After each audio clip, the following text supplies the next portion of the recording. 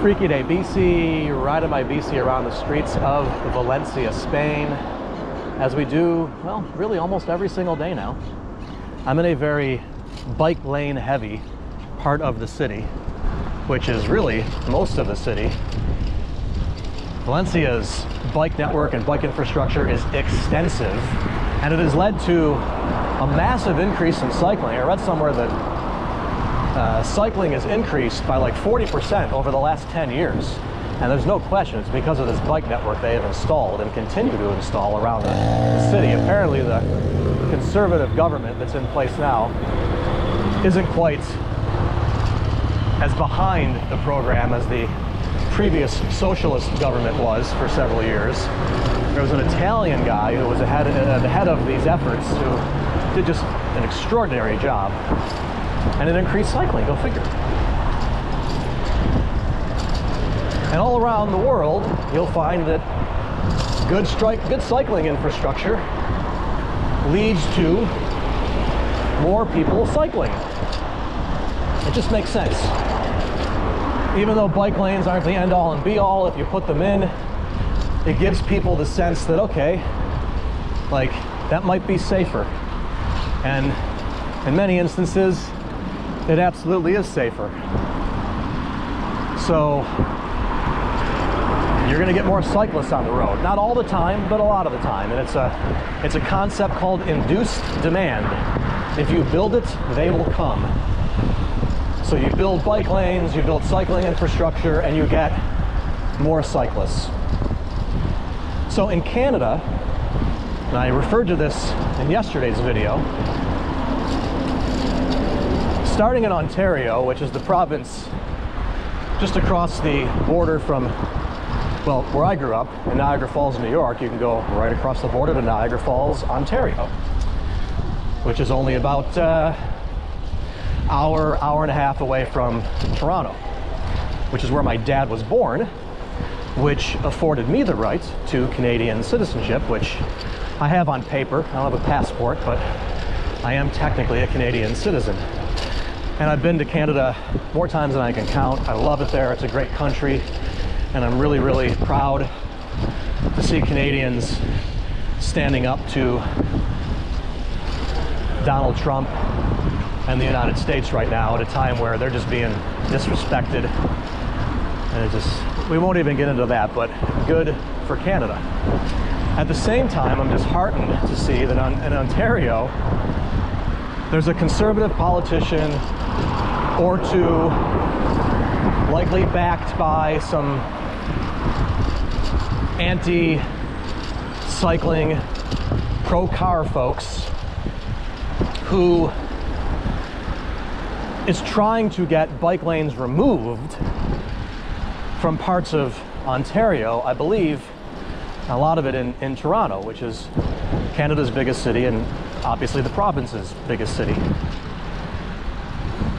So this has become a huge thing because obviously people are fighting it, and as a result of the fight, it's gone to court, and a Canadian court ruled that no, you can't remove the bike lanes. It's unconstitutional, and the reason why it's unconstitutional is because you cannot prove what you're saying, and what they are saying is that these bike lanes are impeding the flow of automobile traffic. They're creating congestion, which, as I mentioned yesterday, I didn't get into urban planning. I didn't continue studying planning for a reason. And that reason is the frustration that I feel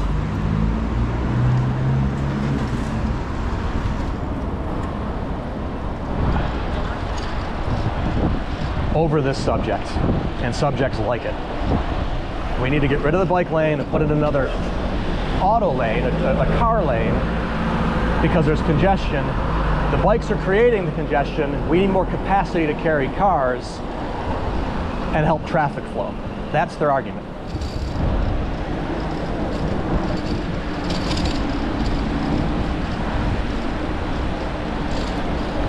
So this is spreading across Canada. Apparently there's a politician in Nova Scotia.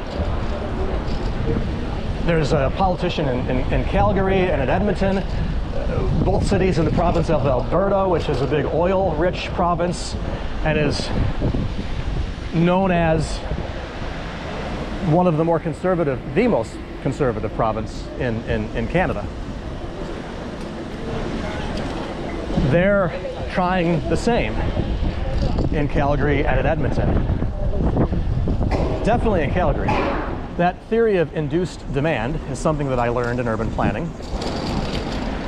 And it's a long-standing principle that doesn't just apply to building bike lanes, it also applies to building lanes for auto traffic. Your intuition would say that if you add capacity for cars, you're gonna ease congestion. Induced demand tells you that no, that's not true, and there have been countless studies to prove this. When you add a traffic lane, what happens is you attract more traffic, and it's nothing new. This dates back to the 1930s and the 40s and the 50s, and then during a time in New York City when Robert Moses, if you're where I'm from in New York State, Western New York, there's the Robert Moses Parkway. His name's all over New York because he was a big freeway builder. He was a big road builder. And his thing was, he actually accepted the idea of induced demand, but said, that just means we gotta build more. Like, yeah, you're right. We just have to build more. That's the answer. And he was successful in building a lot of terrible freeways, but he also failed in some very big ways. And the most notable is a great Canadian woman, in fact, named Jane Jacobs. She moved to Canada so that her kids wouldn't have to go to the Vietnam War. And she wrote a book in 1961 called The Death and Life of Great American Cities, where she talked about what a joke urban planning in the United States was, and unfortunately for the most part still is, and talked about the idea of suburbia and how it's just a terrible, terrible idea. If you've heard of the book, you know what I'm talking about. If you haven't, you need to read it. It's the seminal book in urban planning. It's definitely one of my 3 or 4 favorite books of all time. But Jane Jacobs led a fight in Greenwich Village in New York where Robert Moses wanted to build a freeway that would have cut through the neighborhood. Well, Robert Moses wanted to build a freeway through it. Jane Jacobs led the resistance. And her resistance was successful. That freeway never got built, and that's why Greenwich Village stands, as it is today, as one of the best neighborhoods in the United States. This is the way to go. Like, here I am right now in a protected bike lane. And I don't care where it is. I don't care about anything. All I know is this is doing nothing to the auto traffic, okay? Zero. This is well used. As much as I don't like it, it gives the scooter drivers a relatively safe place to ride.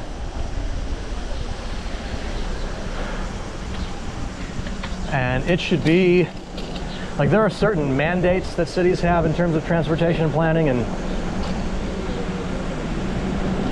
especially in the United States, where, like, you know, curbs need to be like this, and curb cuts, driveways need to be like this, and all these different things need to be a certain distance from one another or from something else. Like, there's so many stupid fucking rules. And everything, every rule that is made about parking and structure is always about the flow of traffic. And finally, other modes of transportation and pedestrians are getting some wins And this political environment we have really around the world, this stuff is being clawed back. It's just awful to see. Make no mistake, there's a connection between funding for PBS, the Corporation of Public Broadcasting in the United States, and different quote-unquote liberal causes in the US. That funding being clawed back, and everything that's happening in the US with immigration and so many large issues that is giving politicians around the world a little bit of that oomph, that bravado that they need to do stupid things, like really anti-human things. And that's what we're seeing in Canada.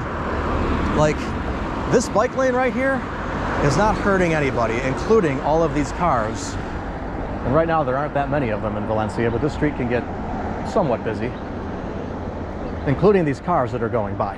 And unless you build the space and you build a multimodal network, as they say, you're never going to have multiple modes on transportation on, and it's not even equal footing, but then something even kind of resembling equal footing. Like, this isn't equal footing, right? But there are parts of the city that they shut down completely or almost completely to auto traffic. That's the direction we need to be going in. And parts of the world are going in that direction. Paris, great example. They've done more in cycling in 2 years than most places have managed to do in decades. Truth. And they just voted in Paris. Often it's the will of the people, smart people. They voted to pedestrianize another 500 city blocks. That's the direction we need to be going in.